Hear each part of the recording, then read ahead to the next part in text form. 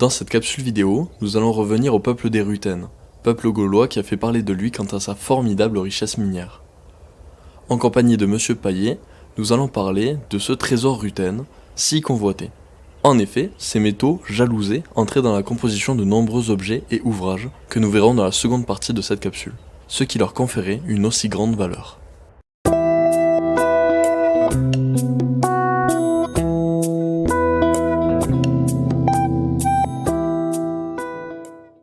Les Ruthènes représentent quand même en Gaule un cas privilégié. C'est sans aucun doute le peuple gaulois chez lequel il existait le plus de capacités, le plus de ressources minières. L'argent, nous allons davantage parler, mais l'argent, l'or, le fer, l'étain, le cuivre, tous les métaux sont exploités par les Ruthènes. Nous avons des textes, alors à ce moment-là, pour l'époque de Tibère, nous avons des textes d'auteurs qui nous expliquent, comme Tacite ou comme Suétone, deux grands historiens, qui nous expliquent que Tibère, vraiment, il en a fait beaucoup, il s'est vraiment emparé et il a, le verbe latin c'est séposuit, c'est-à-dire il a séparé pour lui-même, le préfixe CSE, ça veut dire séparer. Il a séparé, il a éliminé la puissance propre de la cité et c'est venu du côté du ce qu'on appelle le fiscus impérial, c'est-à-dire du trésor impérial. Ça contribue aussi à expliquer une expression de Cicéron. Cicéron, là, nous remontons un peu dans le temps, pour un petit peu avant 50, avant Jésus-Christ, 60, 50, avec le discours en faveur du magistrat romain de la région qui s'appelait Fonteius, le fameux Profonteio. Et il défend cet homme qui est accusé de malversation, de prévarication diverses, etc.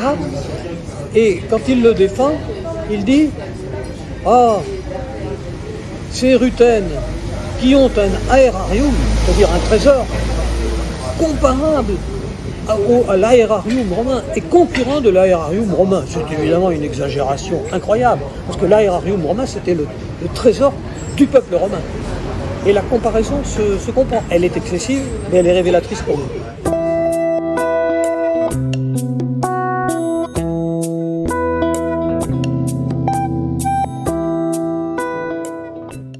Alors l'argent, déjà, il entre dans le monnayage, forcément.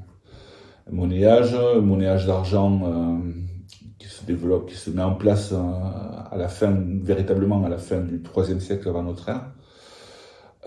Donc est une attribution, une monopole de l'État, sénatorial en l'occurrence, et puis après impérial. Donc c'est sa première destination, l'argent.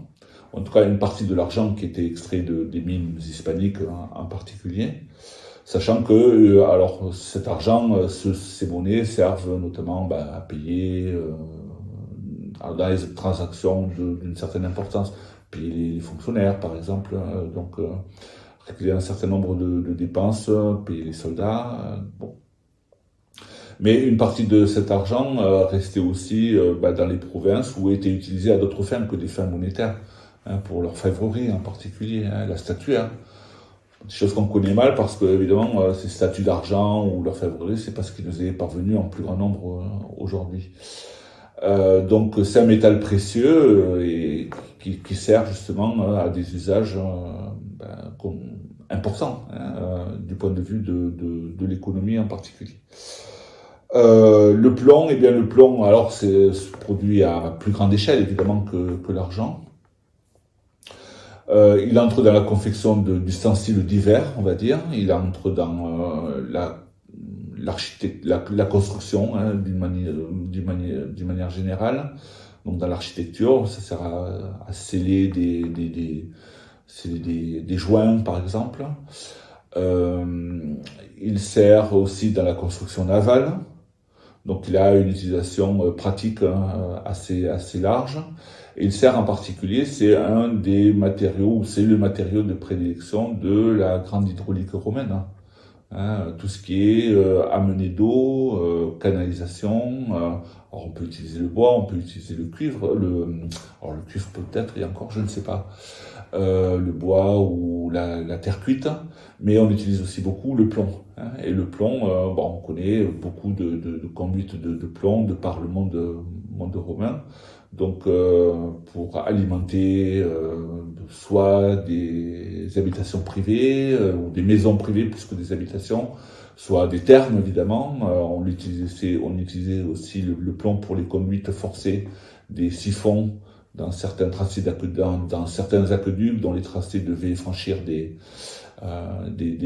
vallons ou des vallées profondes. Et donc, donc c'est des conduites forcées. Donc ça demandait très grande quantité de plomb et donc il y a le mérite de ce plomb de ne pas disparaître avec le temps, hein, et que l'on retrouve et que l'on peut étudier. Donc il y a toute une étude de marché à faire évidemment sur cette utilisation-là du plomb produit dans l'Empire romain. Oui.